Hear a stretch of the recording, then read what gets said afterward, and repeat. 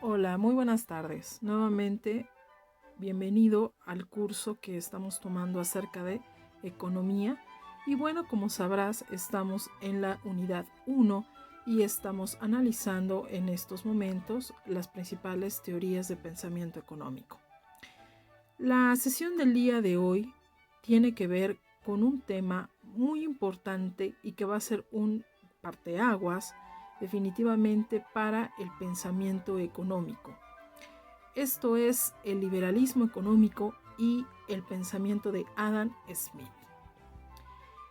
Yo, la maestra Patricia Juárez Arista, estaré siguiendo entonces este tema a lo largo de estos minutos conmigo. El objetivo básicamente de esta sesión es que tú puedas identificar de una forma conceptual cuestiones que son muy importantes dentro de la teoría del liberalismo económico a partir de este personaje. Adam Smith es definitivamente uno de los pensadores más importantes dentro de la historia económica. De hecho, es considerado como el padre de la economía. Es importante también renombrar las obras que Adam Smith realizó a lo largo de su vida.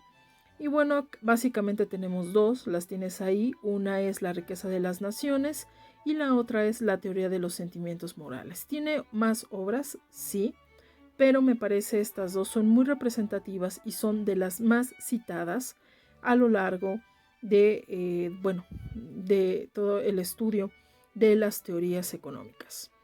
Adam Smith nace en 1723, muere en 1790 y definitivamente tiene una relación con los fisiócratas. De hecho, conoce a varios fisiócratas y logra intercambiar ideas con ellos. Esto le ayuda a Adam Smith a que surjan una serie de conceptos dentro de su teoría. Y el primer concepto que él va a utilizar es el concepto de división del trabajo. Este concepto es muy importante porque posteriormente hay autores como Marx que lo van a retomar. Por otro lado, cabe destacar que Adam Smith se inspiró también en las ideas de Quesnay, como lo habíamos visto, uno de los principales representantes del pensamiento fisiócrata, junto con Robert Jacques y bueno, otros autores que le van a ayudar a él a establecer su teoría. Adam Smith pasó a la historia y también es muy conocido por otro concepto que se refiere a la mano invisible. La mano invisible, si bien ya la habíamos citado un poco en sesiones anteriores, es definida como un equilibrio que tiene que existir entre los actores económicos que los va a llevar a una especie de bienestar generalizado. Esto lo vamos a ver un poquito más adelante dentro de este video. Adam Smith también es un importante fundador de la economía política inglesa. La economía, tú sabes que es un concepto que se fue desarrollando y bueno, en las primeras sesiones definíamos qué cosa era economía. Sin embargo, durante el siglo XVI-XVII, que es cuando se da buena parte de esta ola de pensamiento económico, se le da el calificativo de economía política. Y bueno, el libro de La riqueza de las naciones precisamente trata sobre la forma en la cual las naciones generan progreso económico, cómo fomentarlo o cómo frenarlo. Todas las ideas de Adam Smith son contrarias a las políticas proteccionistas del mercantilismo y por ende son una defensa al libre comercio.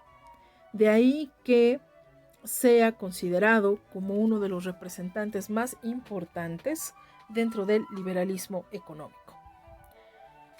Laissez-faire es una frase muy utilizada para contextualizar este concepto de la mano invisible.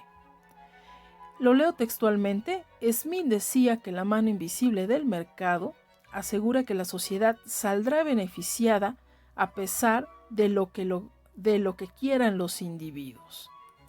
Aparece el concepto de mercado que ya habíamos analizado también en anteriores videos. Básicamente, Adam Smith decía que la mejor forma de emplear el capital en la producción y distribución de la riqueza, ¿no?, es aquella, dice, en la que no interviene el gobierno. Aquí también hay una posición contraria al mercantilismo, y entonces dice que en ese momento se estarán dando las condiciones de libre cambio, laissez-faire. Esto, bueno, para muchos traducen como dejar pasar, ¿no?, y que tiene que ver con este concepto de la mano invisible.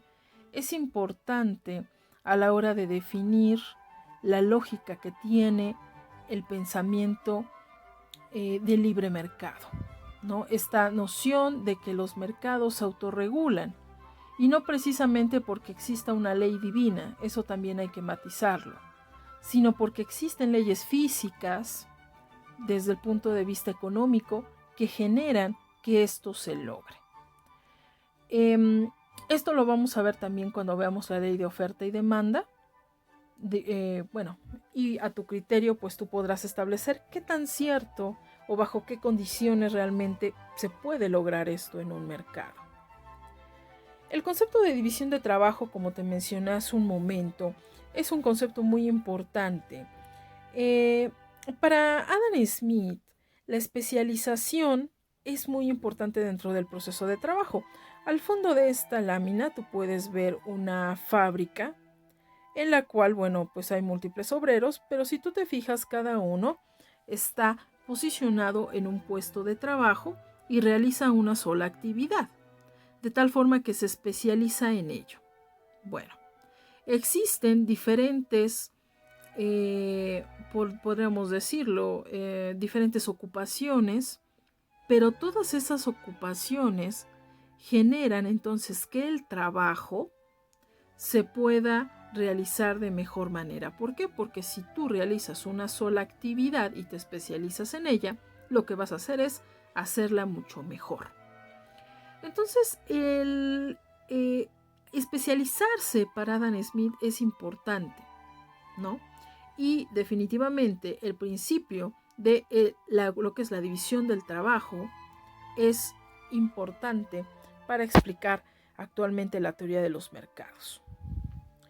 Smith también simplifica 3 ventajas importantes de la división del trabajo, esta cuestión de especializarte. Uno, que los trabajadores aumentan su habilidad, por lo que ya te comentaba. Si estás todo el tiempo realizando una actividad, lo más probable es que busques la manera de reducir el tiempo de hacerla y que la mejores. Segundo, logras un ahorro de tiempo considerable, porque imagina que esa actividad que tú la realizas, de pronto llegue otra persona y la realiza, pero no tiene los mismos conocimientos que tú. Probablemente se tarde más. Entonces, si lo haces tú, bajo esa especialización tardarás menos. Y tercero, la especialización favorece el perfeccionamiento de las labores y la invención de la maquinaria. Es decir, entre más nos especializamos, más estaremos perfeccionando lo que hacemos. Estos 3 principios entonces definen el concepto de división del trabajo empleado por Smith. Ahora, Smith también va a introducir una explicación de la importancia que tiene controlar la emisión de billetes. Y lo voy a leer tal cual para que, bueno, te des una idea sobre el problema que se genera a partir de distribuir demasiado dinero. Si los bancos de emisión lanzan al mercado más billetes, era un poco lo que decíamos hace unos momentos, ¿no?, más dinero de los que reclama la circulación, los precios, ¿qué pasa? Los precios se elevan. Y por lo tanto, la cantidad, dice, de mercancías y billetes serán devueltos a los bancos para ser cambiados por oro y plata. Bueno, en esta parte estamos bajo el supuesto de que los bancos tienen como respaldo también el patrón oro en ese tiempo. Pero bueno, este es un tema que no es propio de esta sesión. Pero quiero que quede clara la idea de que ya desde la época de Smith y desde su teoría, él manejaba la importancia de controlar esta oferta monetaria. Smith va a plantear algo muy importante con respecto al valor de las cosas. No sé si recuerdes, pero la clase pasada yo yo hacía una anotación acerca del valor. Para los fisiócratas, el valor de las cosas definitivamente proviene de la tierra, ¿no? En ciertos términos, ¿no?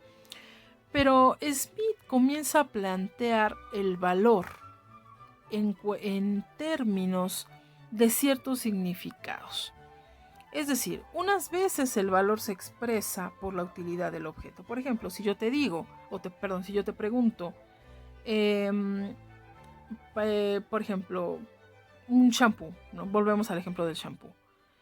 ¿Qué valor tiene ese shampoo? Bueno, ese shampoo, bajo la mirada de Smith, tiene una utilidad. ¿Por qué? Pues porque, bueno, es un shampoo que sirve para el cabello. Es útil para eso, ¿no? Está hecho para eso. Entonces, ese shampoo tiene una utilidad, ¿no? Es útil a la sociedad.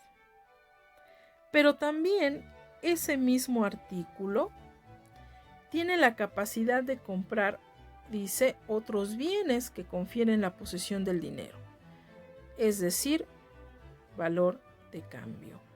Esto quiere decir que ese shampoo o lo que pagas de dinero, ese dinero que tú estás pagando es un valor de cambio.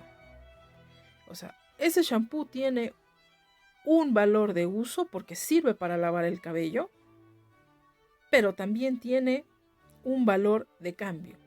Lo que tú das de dinero, o sea, a la cajera, por ejemplo, para comprarlo, eso es un valor de cambio. Por lo tanto, la palabra valor adquiere otra connotación a partir de la teoría de Smith.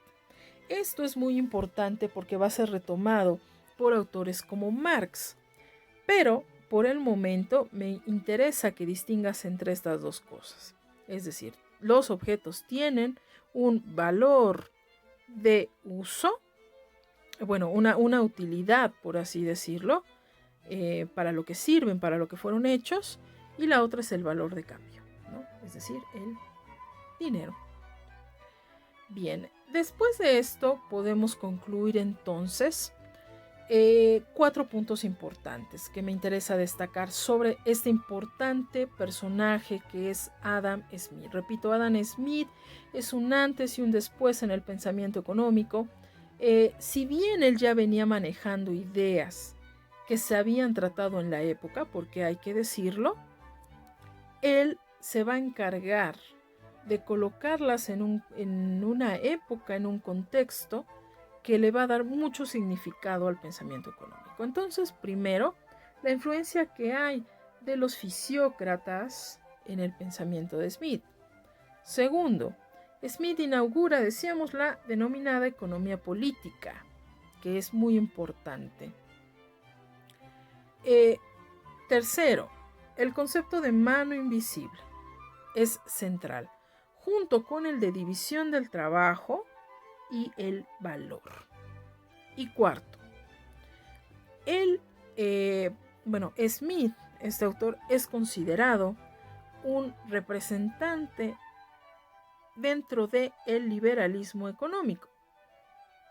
Y es a partir de aquí que también comenzarán a gestarse tanto importantes críticas como también teorías que van a empatizar con el pensamiento de Smith. Bueno, esto sería todo por el momento. En nuestra siguiente sesión estaremos desarrollando la teoría neoclásica, pero es importante que tengas presente estos principios de este autor tan importante para el pensamiento económico. Te agradezco tu atención Que tengas excelente tarde.